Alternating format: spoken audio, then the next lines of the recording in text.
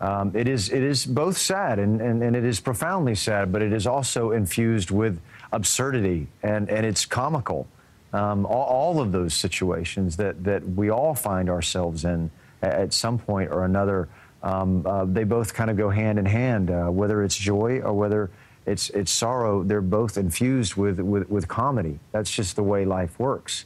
And I wanted to tell this show for that very reason. You know, I think it is infinitely relatable.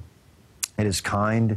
It is earnest. And when I signed on to do it, you know, I said, listen, I'm going to lean into the sadness. You know, that we would be doing a disservice to not only the story but the human condition if we didn't do that. And they said, Walton, we want. That's exactly what we want to do. But I said, we're gonna. It is also going to be very, very, very, very funny, and we've been able to walk that line. And I think that's how you really reach people. You know, if you come from a place in your heart that is honest, and you tell them or speak to them in a way that they can see themselves reflected in it, then we will have done our job. And we're helped by having like this incredible cast: Rob Corddry and Michaela Watkins and Omar Benson Miller and Mylan Robinson, who are just so unbelievably funny. And yeah, it's I'm really proud of it, and I can't wait for people to see it. You know, I heard something that the show might be based on a real person. Is that true? It is true. Yeah. So all of the this guy, the unicorn, is based on the best friend of our two writers and our producer. His name is Grady Cooper, and he lost his wife to cancer, and he has two teenage daughters, and this group of friends came around him and helped kind of usher him into this new reality and helped him through it. And at one point, it was, you know, things were happening that were so absurdly funny. Grady looked to his friends and said, guys, do you think this would make a good show? I mean, am I crazy? As my life is so crazy right now? And they said, yeah, absolutely. Oh, my God, it would make the best show. We've been waiting for you to say that for 2 years.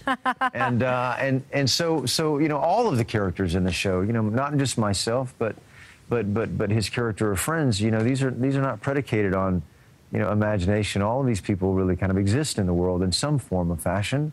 And I you know, again, I just think that we've all been through it, you know, and it's universal in its themes, and again, it's kind, you know, in a world that can be really cynical and really ironic, which I personally am tired of. I'm ready for someone to wear their heart on the sleeve, and to be vulnerable, and that's very much who I am as a person.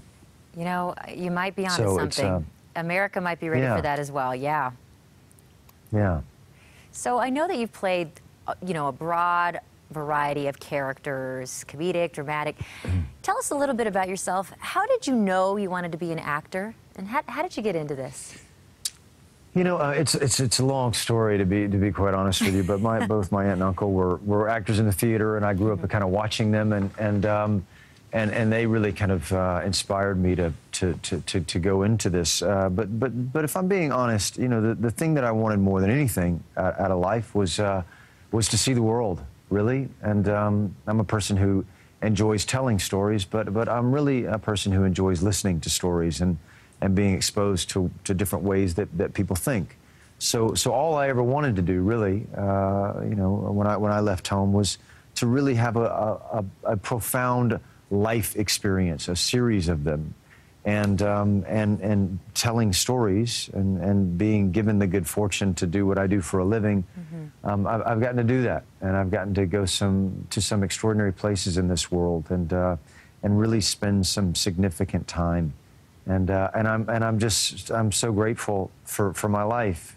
Really, genuinely. I mean, I came to Los Angeles with $300 in my pocket. Oh my goodness! You know, I'm that guy who came from a small town and endeavored to, you know, to live the life of an artist, and I've been rewarded, and I never really wanted anything from it, to be quite honest with you, except to tell stories, and that's what I've been given an opportunity to do.